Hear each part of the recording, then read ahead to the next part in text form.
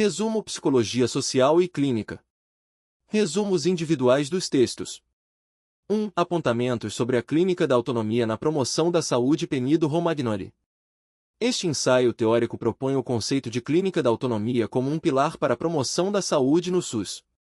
As autoras, baseadas em Foucault, Guattari e Meri, criticam um modelo clínico centrado na doença e defendem uma prática ético-estética e política que valorize a invenção da vida. A proposta é utilizar as relações de cuidado como tecnologias leves para desestabilizar hierarquias de saber e poder, promovendo o protagonismo dos usuários na gestão de sua própria saúde e bem-estar. 2. Raça e classe na clínica psicológica. Concepções de estagiários do interior da Amazônia Ocidental. Carvalho Miciato. Este artigo apresenta os resultados de uma pesquisa qualitativa com estagiários de psicologia em Rondônia. O estudo revela um profundo despreparo dos futuros profissionais para lidar com questões de raça e classe. Os resultados indicam conhecimento temático restrito, dificuldade em aplicar conceitos de forma crítica e um repertório técnico-metodológico insuficiente.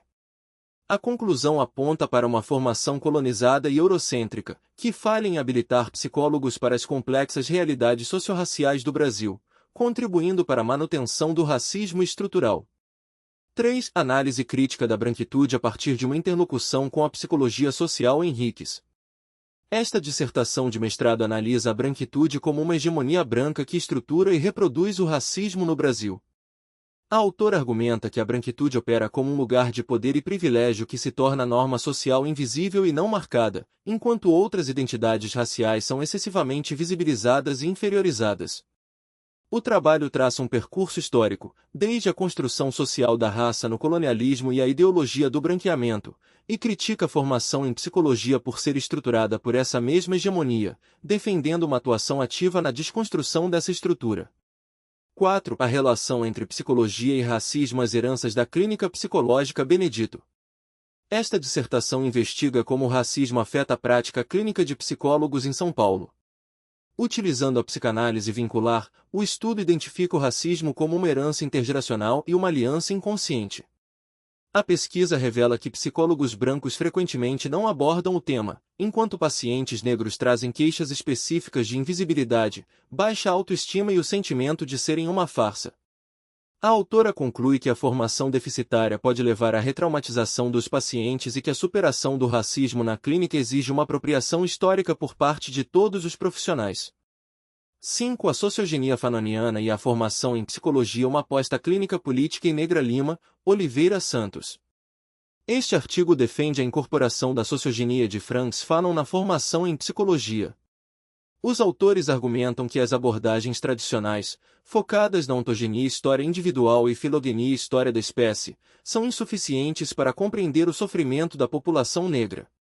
A sociogenia, como a dimensão social e histórica que constitui o sujeito na zona do não-ser, é apresentada como um método essencial para uma prática de cuidado antirracista. A proposta é uma aposta em uma clínica política e negra, que reconheça a violência colonial e busque a desintoxicação das subjetividades colonizadas. Artigo para apresentação. O ponto cego da psicologia brasileira. Introdução. A psicologia no Brasil se encontra em uma encruzilhada crítica. De um lado, há um ideal de prática voltado à promoção da autonomia e da dignidade humana. Do outro, emerge uma realidade documentada de uma formação profissional e de uma prática clínica despreparadas para lidar com as complexidades sociais do país, especialmente no que tange às relações raciais. Nosso objetivo aqui é argumentar que a psicologia, para ser verdadeiramente ética e eficaz, precisa confrontar seu principal ponto cego: uma herança colonial e uma branquitude hegemônica que, ao universalizar o sujeito, silenciam o impacto do racismo na constituição da subjetividade e no sofrimento psíquico. Esta análise se propõe a diagnosticar o problema, identificar sua causa estrutural e, por fim, apontar caminhos para uma praxis antirracista. Desenvolvimento. 1. O ideal de uma clínica política versus o diagnóstico do despreparo. O ideal de uma prática psicológica engajada é bem representado pelo conceito de clínica da autonomia, que visa superar o modelo focado na doença para focar na invenção da vida e no protagonismo dos sujeitos. No entanto, a realidade da formação e da prática está muito distante desse ideal. A pesquisa de Carvalho e Miciato com estagiários de psicologia revela um quadro alarmante de conhecimento superficial sobre raça e classe, fruto de uma formação colonizada e eurocêntrica que não prepara os profissionais para a realidade do país. Essa falha se manifesta de forma devastadora na clínica, como demonstra a dissertação de Maiara de Souza Benedito. A pesquisa com psicólogos em São Paulo identificou que o racismo opera como uma herança intergeracional. Pacientes negros relatam sofrimentos específicos, como um corpo paralisado, uma profunda solidão e a sensação avassaladora de serem uma farsa, mesmo em posições de sucesso. O mais grave, como aponta a autora, é que a falta de preparo profissional para acolher essas queixas pode retraumatizar o paciente, transformando um espaço de cuidado em um local de nova violência. 2. A causa estrutural: a branquitude como norma hegemônica. A raiz desse despreparo sistêmico é a branquitude, analisada por Luciana Henriques como uma hegemonia que estrutura e reproduz o racismo. A branquitude não é a cor da pele, mas uma posição de poder que se estabelece como a norma invisível e não marcada, a partir da qual o outro negros, indígenas é racializado e hierarquizado. Essa hegemonia opera através de mecanismos como o pacto narcísico, um silêncio cúmplice entre pessoas brancas que as desresponsabiliza da discussão racial. Essa estrutura explica por que, como aponta Benedito, os profissionais brancos frequentemente relatam que não pensam nas questões raciais e por que, no estudo de Carvalho e Miciato, o conhecimento dos estagiários era tão superficial.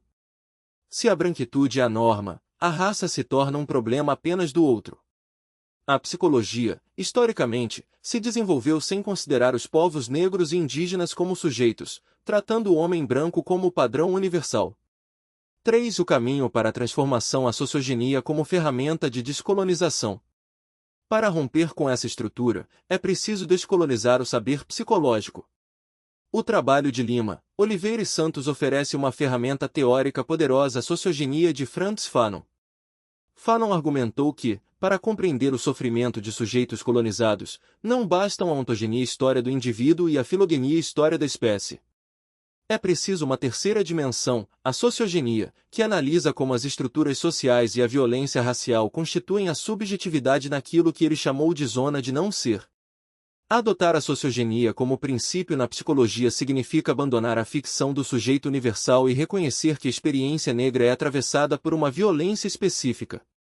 Trata-se de assumir uma aposta clínica política e negra, que não busca apenas a cura individual, mas a desintoxicação das subjetividades colonizadas.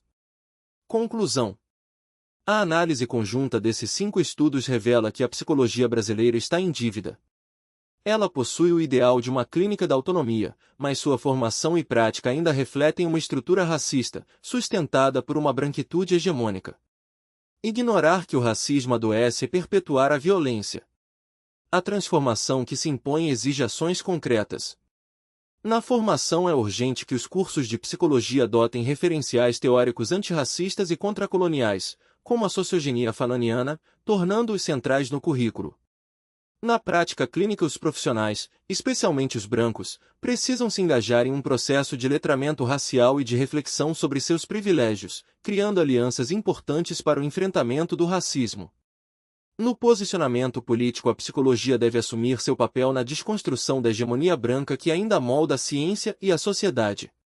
Em suma, o caminho para uma psicologia verdadeiramente libertadora passa por reconhecer seu ponto cego histórico.